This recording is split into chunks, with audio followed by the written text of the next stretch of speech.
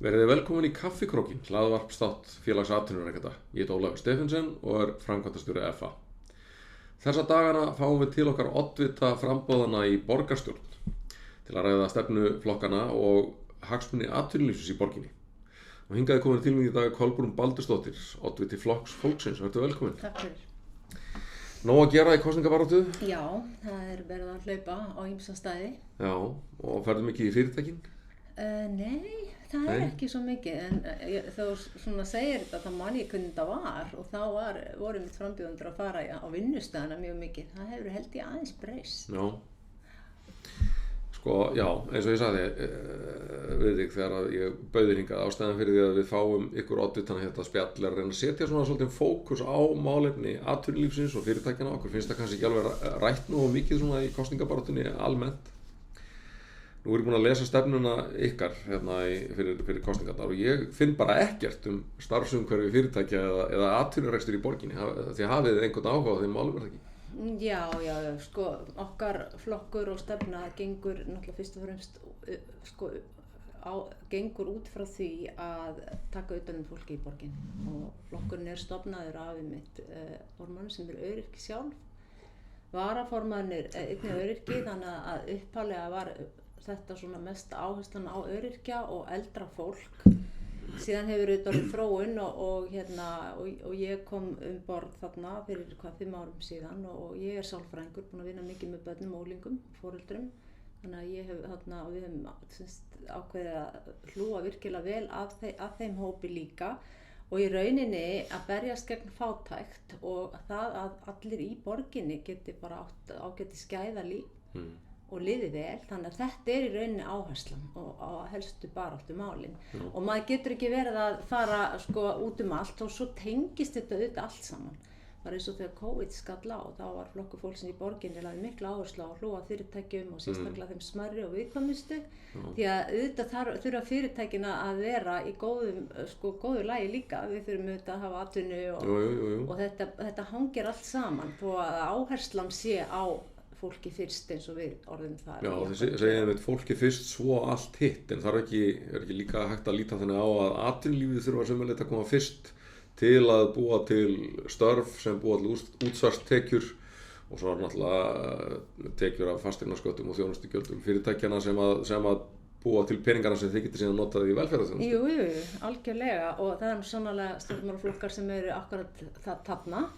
En síðan er þetta bara þannig að Reykjavík er sveitarfélag og hefur ákveðna skyldur og það er bara lögbundnar skyldur, það er að taka utan alla og sérstaklega ef það er þeir einhverjir sem ekki geta séð sig sjálfir þá á sveitarfélag að taka utan það fólk og það hefur Reykjavík bara ekki gert nógu vel og það er bara allt og stór hópur á öllum aldri sem er að glíma við mikla erfiðleika og það er flokkur fólksins er akkúrat flokkur sem vill byrja á að allir hafi til þess þak yfir höfuðið og þá kemur auðvitað þetta, það þarf þá að vera til húsnæði og til að geta byggt húsnæði þarf auðvitað að vera til atvinna og allt það, þannig að þetta leiðir hvert að öðru. En þetta er okkar svona topp áherslumál og auðvitað eins og ég sit í skipulags- og samgönguráði, ég er búin að tjá mig mjög mikið skipulags- og samgöngumál en það tengist þessu líka, fólk þarf að geta komist milli staða án tafa eða svona minnstu tafa og hvort sem þú ert efnaminni eða efnameiri þá þarf það að geta komist milli staða þannig að það er ekkert hægt að útiloka neitt málaflokk í sjálfu sér. Tölum kannski svona skipulags- og húsnæðismálum fyrst. Sko, ég sé nú í fyrsta lagi að þið leggist eindregið gegn þeirri stefnu samgöngur sem að núverandi meirihluti hefur markað og kannski dálítið í samvinnu við sveitarfélögin hérna í kring og ríkið með samgöngusáttmálanum svokallaða. Þið talið samgöngustríðs yfirlýsingar meirihlutans, ég sá að einn af frambjóðendurum ykkar notaði það orð í grein á Vísi. Já. En hvað hvernig myndið þið vilja gera þetta öðruvísi og hvernig myndið það gagnast svona fyrirtækjanum í borginni? Nei, ég held að þetta sé ekki rétt túlkun að við leggjumst gegn öllu. Í þessari grein er verið kannski svolítið líka að vísa til þessar fyrstu 2 ára í borginni að þá var alveg klárlega svona aðför að einkabílnum, það var svona alveg allt gert til þess að segja ekki koma á bílnum ykkar hér inn á ákveðið svæði, þetta eru göngugötur, fólk að koma hjólandi og við munum öll þetta Laugavegsmál og hvernig þarna óánægð með það, þannig að það er svona, það var í rauninni ákveðin stríðsyfirlýsing og það loguðu eldar hér víða út af því.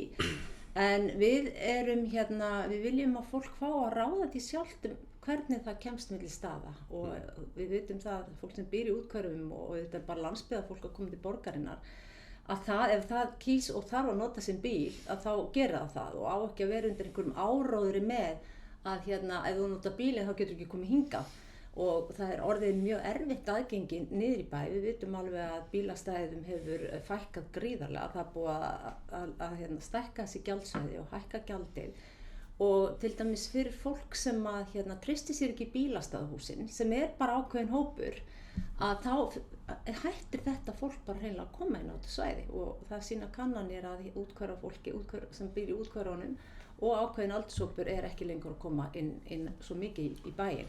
Mér finnst þetta leiðilegt að því miðbærinn á að vera fyrir okkur öll og ég er nú alin upp í Vesturbænum og lék mér þarna við tjörnina, þannig að þetta svæði sé bara fyrir þá sem þar búa og vinna og síðan túrista er bara mjög leiðilegt. En síðan er þetta á hjólið og ég hef stuðningsmaður þess mjög að laga alla hjólastíga, alltaf samþykkt öll slík mál og áttu nú einu sinni fyrirspurn á þingi að hefja slíkar áætlanir 2006. Síðan viljum við bara almenningssamgöngunar sé í lagi og þá erum við að tala bara strætó því að það eru einu almenningssamgöngunar sem við höfum núna og þar er mikill vandi, mjög mikill fjárhagslegur vandi og það verið að draga úr þjónustu, það verið að fækka ferðum, á sama tíma verið að kaupa nýtt greiðslukerfi, á sama tíma verið að endurnýja flotann og ekki verið að nota metanið sem þó er til gnóta hjá Sorpu. Borgarlína er ekki fyrir eftir 3 ár fyrsti áfangi og Flokkur fólksins hefur aldrei verið með neina svona öfgafull bönn í þessu sambandi. Ég hef aldrei staðið í púlt og sagt Flokkur fólksins bannar borgarlínu. Mér dytti bara ekki huga að tala með þeim hætti. Nú þegar þetta verkefni komið af stað og setja í það bara hálfu Reykjavík 1,7 milljarð og þarna eru önnur sveitafélög líka, þetta er stærra mál. En þetta er mjög fjárfrekt og við hugsum svolítið, á sama tíma að verða að streyma fé í þetta, að þá er almenningssamgöngur svo strætó gjörsamlega bara, það er allt í vitleysu þar og verða að draga saman reksturinn. Hvernig má þetta vera? Hvernig á fólk að geta farið á milli? Og síðan hef ég líka verið mikill talsmaður þess að hafa nætustrætó, þannig að koma fólk til síns heima eftir að það búið að vera að skemmta sér ef það er ekki sjálft á bíl. Þannig að það hefur aldrei verið þessar öfgar í flokki fólksins. Við erum ekki svona öfgahópur. Þannig að við viljum bara að fólk fá að velja og það geti lifað sínu lífi. Það þarf náttúrulega einhversstaðar heima. Það þarf að hafa mat á diskinn fyrir þá sem ekki eru að taka þessar tekjur, það hefur atvinnu eða er eldri borgari eða öryrki og það þarf að komast á milli staða. Þetta er nú ekki flóknari en það sem Flokk fólksins er að segja. Sko húsnæðismálin hanga kannski aðeins saman við samgöngustefnuna og þau eru náttúrulega eitt af stóru kosningamálunum og eru kannski ekkert síður hagsmunamál fyrirtækina eins og eru bara hérna í félaginu hjá okkur heldur en launþegana því að hækkandi húsnæðiskostnaður náttúrulega ýtir upp verðbólgu og launakröfum og hvort eru hagsmunir fyrirtækja. Hvaða lausnir eru þið með til að lækka húsnæðiskostnað fólks í Reykjavík? Þá áttu við, fasteignaverð, ertu að tala um það? Já, fasteignaverðið er augljóslega allt of hátt, greiðslubyrði fólks fyrir vikið of há, leiguverðið of hátt. En grunnvandinn, Ólafur, er auðvitað að það skortur á húsnæði og það er bara svo sársauka fullur skortur á húsnæði að það hefur aldrei verið annað eins. Og svo sérkennilegt að sjá þetta þú bara ferð aftur 4 ár því að þá var þetta vandamál náttúrulega gríðarlegt líka og það var farið að byggja, loksins tók þessi meirihluti og ég segi að þessi meirihluti og borgarstjóri er búin að vera þarna í næstum 20 ár loksins tókuðu við sér og það var farið að byggja á fullum krafti og er virkilega búið að vera að byggja og þetta svo rosalega og allt í góðu með það en það hefur samt aldrei verið eins slæmt vegna þess að þetta er fjölgun bara mikil, það eru innflytjendur og fólk er kannski líka að flytja til Reykjavík sem er bara dásamlegt en nú er rifist bara hverja íbúð og það er ekki fyrir en að það kemst eitthvað heilbrigt samband milli eftirspurnar og framboðs sem þessi hluti fara að lagast og meðal annars verðbólgan kemst vonandi í betra horf En þetta náttúrulega allt eitthvað sem þú veist og hvað á að gera, það að byggja meira. Það ekkert flóknara, það þarf að byggja meira og hraðar. Og þar hefur þessi meirihluti algjörlega brugðist þó hann hafi verið að gera heilmikið. Því að þau fara alltaf í mikla vörn þegar ég tala þetta og segja, sjáðu bara allt sem við erum byggja. Það enginn að segja að það hafi ekki verið byggt, en það hefur ekki verið byggt nóg. Þið viljið leysa þetta í rauninni með að byggja í jöðrunum, þenja borgina út? Ég vil fyrst og fremst fara þar sem eru ennþá hægt að nota innviðina. Það til Grafarvogur, núna til dæmis 7 skólar í Grafarvogi sem að geta bætt við sér nemendum. Þannig að við erum að telja 10 nemenda ef við horfum á alla þessa skóla. Það eru alveg ágætis innviðir náttúrulega að rísa í Úlfarsárdal, þar mætti virkilega bæta hressilega við og svo kemur sennilega að því að það þarf að brjóta nýtt land undir byggð og gera nýja innviði ef heldur sem horfir því að ekki fer okkur fækkandi. Þannig að já, við erum algjörlega að tala þetta en við höfum alltaf stutt þéttingarstefnuna upp að vissu marki og nú er komið gott og sumstaðar þetta komið meir en gott vegna þess að það er orðið virkilega þrengsl bara að fara inn og út úr hverfi. Fólk þarf að geta gert það og skólar yfir hlaðinir og spróknir, allir Laugadalurinn, Langholtsskóli, í Háaleiti og Bústar, þetta gróin hverfi sem á að vera mikið byggingamagn að bætast við, en það er ekki farið að skoða framtíðarskipulag skóla í þessum hverfum og fólk áhyggjufullt og þetta hefur eitt af þeim málum sem að telja núna 100 mála flokksfólksins því að ég hef verið frekar afkastamikil þarna sem að ég vil fara að fá einhvern gang í. Það er búið að greina sviðsmyndir, það er engin kostnaðaráætlun komin, það er engin tímalína komin, en það er alveg komið að nóga tímalínu byggingarmál. Svo er þetta Skerjafjörðurinn alltaf taka á sig mjög sérkennilega mynd núna, því að borgarstjóri alltaf heldur betur að fara að spasla þar í hvern einasta blett í kring flugvöllinn. Og nú síðast sem við heyrðum í fyrradaga var að ráðherrann var nú aldeilis ekki á að það væri neitt að fara að gerast því að flugvöllurinn væri ekki að fara neitt, það væri engin annar staður fundinn betri að jafngóður og við viljum auðvitað hafa flugvöllinn á Stór-Reykjavíkursvæðinu. Tökum kannski svona fókus nær því sem að fyrirtækin er að hugsa. Algengasta umkvörtunarefni okkar félagsmanna hérna í FA sem að snýra Reykjavíkurborg líklega háir fasteignaskattar á atvinnuhúsnæði. Skatturinn í Reykjavík er náttúrulega sá hæsti á höfuðborgarsvæðinu og svona sinn þátt í því að ýmis fyrirtæki eru farin að horfa frekar til nágrannasveitarfélagana og svo náttúrulega þessar stöðu og hækkanir á fasteignaverðinu sem við ræddum því að skattgreiðslur fyrirtækjanna hafa hækkað núna milljarð á ári í 6 ár en það er kannski ekki að gerast í rekstrinum sem að auðveldar fyrirtækjanum að standa undir þessari auknu byrði. Eru þið með einhverjar hugmyndir breytingar á þessu? Við höfum ekki verið að tala að lækka skatta og álögur. Það er bara vegna þess að við viljum hafa borgarsjóð feitan til að geta hjálpað þó ekki væri nema að byrja bara á biðlista barna sem telja tæplega 1900 börn sem eru að bíða eftir sálfræðingi og talmeinafræðingi og það sem var sett til þess að reyna að græja það voru skítnar 140 milljónir sem er bara náttúrulega hlægilegt. En við erum heldur ekki að, myndum að vilja sjá að lækka skatta en það er bara ekki að gerast núna. Spurningin er líka bara að fara betur með fé og forgangsraða því betur og En hvað þegar fyrirtækin eru kannski ákveða að byggja frekar nýtt húsnæði í Hafnarfirði segjum með lægri skatt heldur en að gera það hér? Já, algjörlega. Það er ekki einhvern veginn að laða fyrirtækin að borginni? Jú, og með þessum málbyggunastöðuna það er engin ánægja að sjá stór fyrirtæki flýja borgina. Spila ekki skattamálum þar inn? Jú, en lækkun skatta hefur samt ekki verið efst á forgangslista þessa flokks. Það er alveg á hreinu, en hins vegar höfum við verið mjög ósátt við hvernig hefur verið farið með peningamálin eins og til þess 13 milljarðar í stafræna umbreytingu og það er þá ekki að við viljum ekki stafræna umbreytingu, það er hreinlega hvernig hefur verið farið með þetta fé í bara af lausung og kæruleysi og það væri nú flott að taka kannski eitthvað af þessu peninga þegar maður rýnir ofan í opið bókhald og horfa hvernig farið hefur verið með peningana og setja það þá frekar kannski til fyrirtækjana og fyrst og fremst og til fólksins og þannig að allir komist undir þak og allir geti haft mat á diskinn og ég vil sérstaklega byrja á þessum biðlistum. Það er bara verið mitt fyrsta verk að við kæmist við borðið þar sem einhver ákvarðanir teknar sem hefur ekki verið í 4 ár.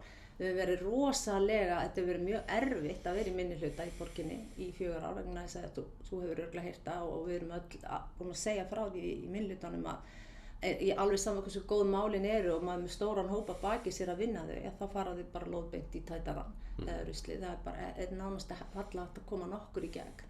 En drópinn holar steininn, þannig að ég tala endalaust sömu hlutina eins og biðlistana. Ég bara þoli ekki að börn skuli þurfa að bíða eftir aðstoð, en þessi stafrænu mál, 13 milljarðar sko, við vorum að sjá ofsjónum yfir 1,7 milljarð í borgarlínuverkefnið, en 13 milljarða í þetta og 10 milljóna í erlenda ráðgjöf sem þú sér hvar kemur hún og hvar gagnast hún.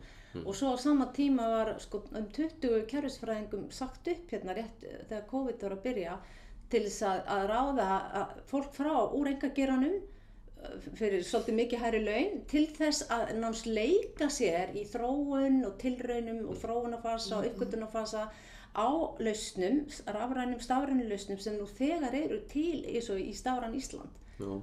Þannig að þetta svo illa farið með peningana í borginni að sko það verður svo mikið meira hægt að hjálpa fólkinu fyrst og horfa síðan til þá líka fyrirtækjum upp á atvinnumálin heldur en að taka alla þessa peninga og leyfa einhverju sviði að leika sér með þetta því þetta svo hipp og cool og flott og stafrænt sko, við ætlum að vera, þau segja það bara hreint út, við ætlum að vera alþjóða mælikvarða eins og Reykjavík sé hugbúnað fyrirtæki en Reykjavík sveitafélag. Já sko, það annað umkvörtunarefni fyrirtækjana. Það þjónustan hjá borginni sem orðin sko að mörgu leyti á eftir því sem mann þekkja annars staðar bæði hjá ríkinu og einkafyrirtækjum. Hún ekki stafræn, hún gamaldags, hægvirk og ófyrirsjáanleg. Ekki þessi stafræna umbylting að sumu leyti nauðsynleg til að bæta úr slíku? Jú. Og það hefði við viljað sjá að akkurat þessar lausnir hefði verið settar í forgang og það bara að þú getur sótt í leikskólapláss fyrir barnið þitt. Það var ekki gert. Þetta eru lausnir sem mitt bara ekkert alveg að detta inn og það talað kannski 2023. Í stað þess nákvæmlega að setja það sem við kölluðum hlöðuna sem virkilega léttir á skjalastjórnunarkerfi hjá starfsfólki, setja inn almennilega lausnin inn í samgönguskipulagsráð þar sem verið að sækja verktakar að senda inn teikningar og þetta ekki komið. Í stað þess að farið að búa til allskis mælaborð, viðburðardagatal, sorphirðudagatal og alls konar gæluverkefni sett af stað sem síðan döguðu uppi eftir að það kostuðu kannski 1-3 milljón og við erum að tala fjöldan af þessu sko, þannig að ég búin að rýna onni í þetta í meira en ár og ég hef verið með sérfræðinga mér við hlið og þetta svo rosalega að horfa upp á þetta. Það hafa fleiri stigið fram eins og Samtök iðnaðarins og það hefur verið aðili frá Stafræna Ísland líka sagt hvað verið að gera þarna í borginni og af hverju ekki þessar nauðsynlegu lausnir komnar eins og til þess að létta á umsóknum byggingarleyfi og verktakar nenni ekki lengur að vera glíma við borgina og þú farði með engin svör, þetta bara dagangstur uppi. Ég veit að fólki þar, starfsfólki, þetta ekki þeim að kenna. Þeir eru bara langt aftur í forneskju, hvernig kerfið þar. Á meðan hitt og þetta dúkka upp og búið að kosta milljarða. Ertu að segja að allir þessi peningar sem verið að nota í Stafræna Reykjavík skilir sér ekki í bættri þjónustu? Forgangsröðunin var bara ekki rétt. Það átti fyrst og fremst að fara fyrst að öllu í þessar lausnir sem að létta á þjónustu, einfalda ferla, og síðan átt að ganga til þessu Stafræna Íslandi eins og önnur sveitarfélög gera því að þeir eru komnir með margt af þessu. Rafrænar undirskriftir ekki ennþá komnar í Reykjavíkurborg. Ég meina, hverjir ekki komnir með rafrænar undirskriftir? Ég var einu sinni í barnaverndarnefnd Reykjavíkur fyrir mörgum árum og við skrifum undir skjöl rafrænt. Og ég hef spurt, af hverju þetta ekki bara löngu komið á koppinn hér í borginni? Já, það verið að rannsaka þetta ennþá, þetta enn í tilraunafasa. Svona þetta liðilega, viku eftir viku, í meira en heilt ár, hef ég verið að skoða þetta og ennþá bíða þeir sem eru að starfa við þetta, eins og að taka á móti umsóknum með öllu því sem því fylgir, eftir að fá stafræna lausn til þess að hjálpa. Ég hef verið að segja sögu af félagsmann okkar sem þurfti að keyra á 300 kílómetra til að fá uppáskrift hjá held ég 5 iðnmeisturum og teikningar til að geta fengið leyfi til að færa þvottavél á milli hæða. Já. Ég var með tillögu að það kannski svona einhver eitt tengiliður sko, sem að myndi bara halda dálítið utan viðkomandi umsækjanda, bara sjá hvar öll gögnin, þannig að það væri alltaf einhver eitt sem að viðkomandi umsækjandi myndi hafa samband við. Það var náttúrulega fór bara sína leið. allt svona sem maður er lagt til þess að létta á fólki, eins og ég er auðvitað að fá þessar kvartanir líka til mín og svo getur þú hjálpað okkur sem borgarfulltrúi og ég hef farið í að gera það, ég hef svarað hverjum einasta aðila, ég hef reynt að koma með fyrirspurnir allt sem ég fæ sent til mín og tillögur til lausna sem ég vinn með fólkinu í borginni, þess að það er það sem kannski ég kem með inn í þessa borg, sko, pólitíkina er að ég sálfræðingur til meira en 30 ára og ég er búin að vera að hlusta á fólk náttúrulega í mínu starfi. Þannig ég bara er í rauninni í sama starfi, þannig að ég bara hlusta hvað fólk er að tala eldri borgarar sem að, eru kannski heima hjá sér og vilja vera sem lengst heima, get ekki komið frá sér sorpi, get ekki hengt upp á snúru, ég hef verið að reyna sko, er ekki hægt að bæta því inn í heimaþjónustuna og svona bara hlutar, það er svo ótrúlega margt sem kemur til borgarfulltrúi í minni hluta, en það er spurning hvað þetta borgarfulltrúi gerir við það. Ég er ein af þeim sem tek hvert einasta og skoða og rannsaka það og legga það síðan fram sem mál. En það hefur verið svo svekkjandi að ná ekki meiri samvinnu við hennar meirihluta. Ég hef oft sagt við þau, væri ekki mikið skemmtilegra bara upp á menninguna hjá okkur ef við myndum vinna þetta meira saman. Bjóðið mér að koma að borðinu með mín mál, ok, þú kannski lögum þau eitthvað til, það er allt í lagi, en þannig að við erum að gera þetta saman. En það hefur ekki gengið, maður hefur ekki náð neitt samvinnu við hennar meirihluta og það er leiðilegt og ef ég einhvern tímann verð þar að gæfa njótandi að verið í svona meirihluta, þá myndi ég vinna þetta allt öðru. Ég væri ekki með svona, sko, að því að það er svo svekkjandi út, maður leggja mikið á þig út að vinna með fólkinu, svo bara er því hent strax og þá verður maður er kannski fyrst var ég bara sár, sko, langar bara að fara að gráta, svo var ég reið og letið að heyra það, en svo bara að lokum þá heldur maður samt áfram að því ég er bara svo þrjósk mannska líka, en þetta er ekki svona skemmtileg vinnubrögð, sko. Það loka spurning sem ég spyr alla að af hverju ætti fólk sem rekur fyrirtæki eða langar til að stofna fyrirtæki í Reykjavík að kjósa ykkur fólksins? Að því að við erum fyrir fólk og það eru auðvitað fólk í fyrirtækjum líka og það þekkja líka allir einhvern sem að kannski á við erfiðleika glíma, eiga allir börn sem að þeir vilja að fá þetta sína þjónustu. Þannig að ok, þó þessi ekki bara hugsunin að flokkur fólksins setur ekki fyrirtækin efst á lista í sínu baráttumáli, heldur fólki sjálf, að þá auðvitað er þetta allt saman tengt, þetta er allt í einni stóri kúli og ég held að græða allir, alveg sama hvað þeir eru að gera og hvað þeir koma á að hafa flokkins og flokk fólksins borð. Þessar raddir, þar sem við erum að taka utan fólk að því líði vel, að það fái þörfin sínu mætt, þeir sem að eiga tímabundi erfitt eða eru öryrkjar, eru eldra fólk, við eigum öll eftir að vera eldra fólk og við viljum hafa þetta val fyrir alla aldursflokkana, aðgengi öryrkja líka að þeir komist og auðvitað bara að eins og með eldra fólk að það hafi þetta val með geti verið heima, eru dagvistun, eru þjónustukjarnar eins og Sléttuvörðurinn sem við viljum fá fleiri á, höfum verið með tillögur og svo þarf þetta hjúkrunarrými fyrir þá sem þurfa og síðan eru þetta börnin sem núna eru bara alls staðar í bið, allt frá því þau þurfa að komast til talmeinafræðings, sálfræðings yfir í að ganga í skólahljómsveit. Það annað 100 börn sem bíða eftir að komast í skólahljómsveit. Af því að þetta eru ekki forgangsmál þessa meirihluta. Það hefur verið meira fyrir að þrengja götur, skreyta torg, hafa sem sagt svona allt aðra svona sýn, ég segi rörsýn á hvernig borgin, þessi svona dauðu hlutir eiga að líta út, frekar heldur fólkið í borginni. Og ég segi þau eru að búa sér til einhvern minnisvarða, en ég meina við sko búum ekki undir einhverjum geislabaug á Lækjartorgi eða eitthvað. Þetta er ekki alveg svona einfalt, þannig að það þarf bara venda þessu svolítið, setja fólki í fyrsta sæti, hætta bruðla með skattfé og þá græða allir. Kolbrún Baldursdóttir, þakka þér kærlega fyrir komuna í Kaffikrokkinn. Takk fyrir mig.